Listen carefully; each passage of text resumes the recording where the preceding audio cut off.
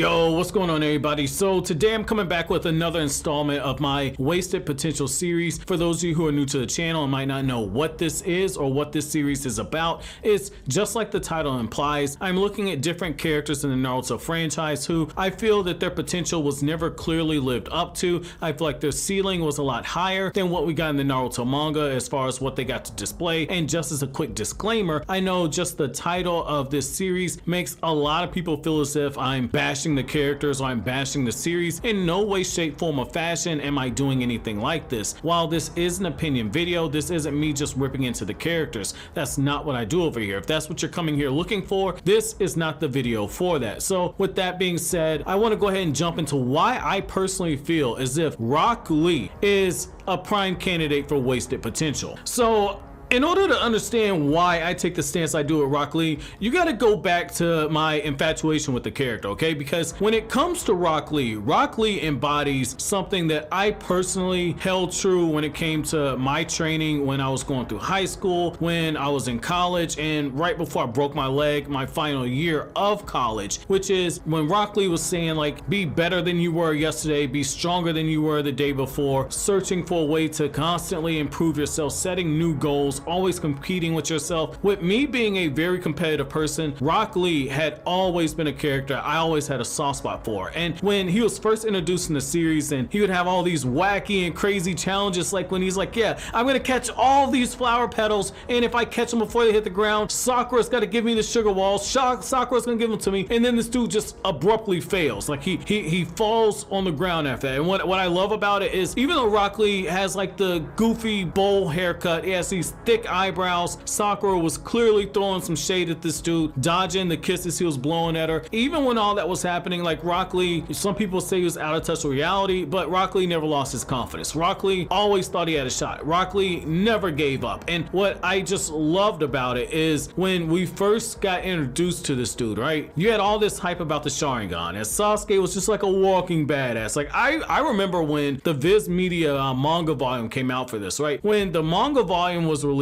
and you had Rock Lee going up to Sasuke, and Sasuke's just so full of himself. I'm like, okay, I'm gonna take care of this dude, and then Rock Lee just smashes him. Like Rock Lee just terrorizes Sasuke. And what was so cool about that? What was so cool is like you could tell Rock Lee was holding back, and like I love how he just completely finessed Naruto before even all that happened. Like Naruto's like, hey, you bushy brows, hey, I'm the strongest guy on this team. Don't be overlooking me. Don't worry about the little emo dude. I can handle you. I'm more than enough right here. You're blowing kisses at my boo Sakura. I got something for you, man. I got something for you. Rock Lee just finessed this dude. And when Naruto wakes up, he's like, hey, wait a second. What did he do to Sasuke? Like, oh man, I love it. And what was really crazy about it is like when Mike Guy just popped up after the fact, and Guy was like, I told you, don't ever use that jutsu. I told you don't do that.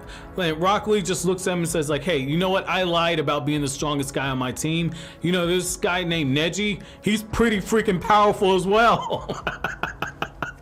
And when that happened, right? When that happened, it's just like, wait a second. So there's a guy even stronger than Rock Lee, and this dude just finessed Sasuke, and Sasuke had the Sharingan. And I mean, I don't have to tell you guys how hyped the Sharingan was in early part 1 of Naruto. So I mean, just the fact that Rock Lee showed that level of potential, and then after all that build up with Gar, where Gar doing the Forest of Death was just shown to be this absolutely creepy, legitimate badass. Like Gar was on a whole different level, like just flat out killing people for no reason whatsoever. When this dude just like pulled out the umbrella in order to shield himself from the blood, oh my god, I geeked out. And like I remember, I'll never forget where I was when I first saw that episode. When that happened, right? When I first saw the episode, I had already read the manga chapter, but when I first saw the episode, like I had just gotten off of work and I had came home, and like the Naruto anime was still airing on Toonami at the time. And when that happened, right? When that happened, I was just, oh my god, I think I love Gaara. Like at that point, Kakashi was still my favorite character of the series. So to even say like I'm gonna move towards Gaara, it was just like wow. But then when you have the preliminaries, after all this hype with Gaara, where Gaara had never really gotten a scratch, and everyone's just clowning on Rock Lee, and Rock Lee's just kind of trying to get in on this dude, and it's just like, oh my god, he can't land a hit. What's happening? This ultimate defense, you can't do anything. And then they're like, oh well, Rock Lee can't use ninjutsu, and you're like, what? He can't use ninjutsu? ninjutsu. How's he gonna be a ninja and he can't really use jutsu? And what was so crazy is Might Guy gives him permission to take off those weights, and when he takes those weights off, I'm like, what the hell are those weights gonna do? But then when they just like shatter the tile and everything just starts flying up. Oh man, yo, when I tell you, right? When I tell you that's one of my favorite moments in the series, as hands down one of my favorite moments. And it's just like when this dude starts using the inner gates and he just starts slapping Gar around. Like, you get the feeling you're watching something truly incredible. Like, to put this in perspective, like Kakashi is just, it's gonna sound really cynical. Kakashi's just sitting there watching all these Ganin, these little kids, these little 12, 13-year-old kids just run around beating each other up, and he's just like, yeah, okay, whatever. When Rock Lee starts going in on Gar, this dude's like, wait a second. Holy crap, let me take this headband off for a second. I need to record this. like yo, like the way that happened, right? The way that happened, that's still to this day, I still laugh when that happens. And so when all that happens and everything settles and you see that Rock Lee gets damaged, you're like, oh man, he has so much potential. And now it's just like, oh, well, he's never be a ninja. And then when Tsunade comes back and Tsunade heals him, and then we find out that when Rock Lee starts drinking, he starts using the drunken fist. Dude, I love it, and part of the reason why I love it is like that reminds me of what Akira Toriyama did in the early portions of the Dragon Ball manga, where Jackie Chun was, and that's Master Roshi, but when Jackie Chun was using the drunken fist, I mean, in just in martial arts period, like the drunken fist was something that has always fascinated me. So that was clearly a way for me to get a pop when he starts fighting against Kimimaro. But the fact that Rock Lee was holding his own against a guy that was pressuring Gar, like, I love it. He was holding his own against a guy that pressured Gar. He was holding his own against a guy who took down all of Naruto's shadow clones like it's absolutely nothing. Rock Lee was putting the damn work in. And then when we jump to the Shippuden era, like, I had high hopes. For Rock Lee. And then they just came crashing down.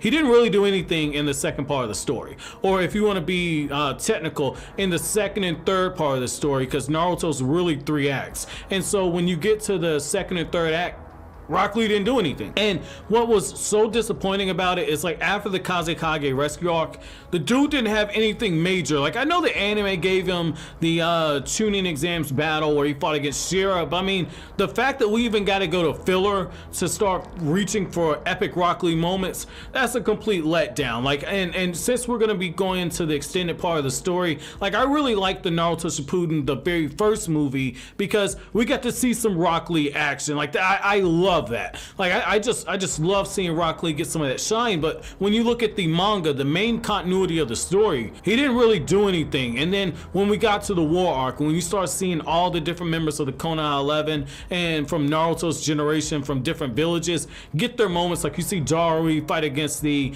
Gold and Silver brothers, you're thinking, okay, this is gonna be it.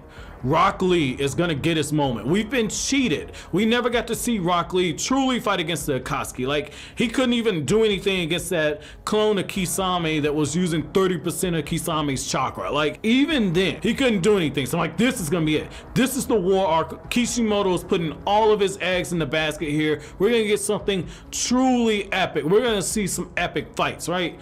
And then Rock Lee's just tagging along. He doesn't do anything in the war.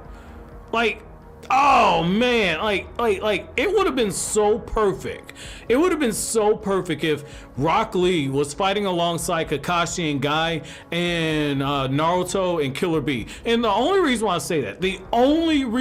I say that, is, let's just look for a second. That whole team right there was a collection of teacher and students. Like, you had Naruto, who had learned under Killer Bee when Killer Bee taught him how to fully harness his power as a Jinchuriki. You had Naruto, who had learned under Kakashi. And then you had the rival element, where it was rivals, where it was Kakashi and Obito and Might Guy. And if you look at it from a 3-way perspective, it was perfectly balanced. You had 3 making up the teacher and student dynamic, with Naruto being that in between. And then with Kakashi and Guy and Obito, you had the rival element. But it would have been so perfect. It would have been so perfect if Rock Lee would have been fighting alongside Kakashi and Guy and Naruto, Naruto, because you would have seen Kakashi with his student, and you would have seen Guy with his student fighting against Obito. And what makes that so brilliant? What makes that so brilliant? Even though they didn't know that was Obito at the time, what makes it brilliant is Kakashi would be fighting alongside the student that he had that nobody thought was gonna ever amount to anything. Like, Naruto was a joke. The dude finished with the lowest test scores in the academy. Rock Lee, similar thing. Everybody's like, he can't use ninjutsu. Oh, this guy's gonna challenge Neji if you don't get out of here with that stuff. Like, if you would have had those two fighting, where you have the loser fighting with his well-renowned teacher, his well-renowned Jonin teacher, that would have been so epic to see. It would have been very beautifully, it would have been very poetic. It would have been something that could have been beautifully done. And what really gets under my skin is like when Rock Lee's defining moment in the Ninja War is when he can land a hit on Madara. Okay, congratulations. Like, congratulations. Even Tamari landed a hit on Madara. That doesn't say anything. Like when she used that wind scythe jutsu and she just smacked his own ass with a wind style attack. Like, okay, good job. Like, good job, Rock Lee. Other than that, he didn't do anything. We see him, he's holding Neji, he's crying because Neji's dead. Like, nothing. And if I'm not mistaken, I think the anime added in a line. I don't remember this being in the manga, but when Might Guy is going into the 8th gate, he tells Minato, like Rock Lee tells Minato, he says, I can only open up to the 6th gate. It would have been so cool if Rock Lee could open up to the 7th gate and he's just fighting alongside his master. Even if it's for a brief moment, we should have seen something with Rock Lee. Like, it would have been a perfect way to book in his character arc. Because think about it at this point. Now, granted, the power scales, Rock Lee would have had to get enormously powerful, but that's the thing with the inner gates. They give you a huge boost on top of your power. They give you a huge boost. So let's just look at it. When Rock Lee is first introduced to us in the story, who was he fighting? He was fighting against the prodigy of the Uchiha clan. He was fighting against Sasuke, the last survivor of the Uchiha clan, at least if you take out Itachi, but the last survivor in the eyes of a lot of people. During the war arc, you could have had Rock Lee fighting against Obito. You could have had Rock Lee fighting against Madara. Like, if we just would have gotten that epic battle with him fighting alongside either Kakashi and Obito and Naruto and Killer B against Obito, that would have been awesome. Like, that would have been awesome to see that, because it could book in his character arc where it's just like, okay, you know, we got introduced to him with slapping around in Uchiha. Now we get to see him slap around Uchiha in the final arc. Like, what if one of the things that pushes Might Guy into using the 8th gate is Rock Lee charges against Madara. He's in that 7th gate and he's pressing Madara for a brief moment, even though Madara will be suppressed. Even when that happens, like, and all of a sudden Madara just railroads this dude. Doesn't kill him, but railroads him. And that's when Might Guy steps in and says, Lee, you know, watch this. And he does like the 8th gate. And, you know, Guy just gets that epic speech, right? He just gets that epic speech. Like, it would have been awesome if we would have seen one of those moments. It would have been so awesome. And I remember, like, when it became very clear that Rock Lee was not gonna get a moment in the war arc, it was something that pissed me off. Like, Rock Lee isn't one of my favorite characters, but he's a character that I really, really love. And then when you get to the Boruto series, Rock Lee hasn't done anything. Like, what's he done? He's helped Metal Lee with his training a little bit. And I get it, he's part of that old generation, so they don't have as much to do with the new gen. I get it. They play more to the background. But I'm sincerely hoping that in the Boruto era, in this next installment of the Naruto series, I'm sincerely hoping that Rock Lee's shining moment isn't just him calling matches during the Chunin exams. Like, I want to see Rock Lee fighting alongside Naruto and Sasuke, or fighting alongside Konohamaru or somebody against one of these Kara members. Like, I want to see what adult Rock Lee can do. Like, clearly he has had to have gone past the 6th gate at this point.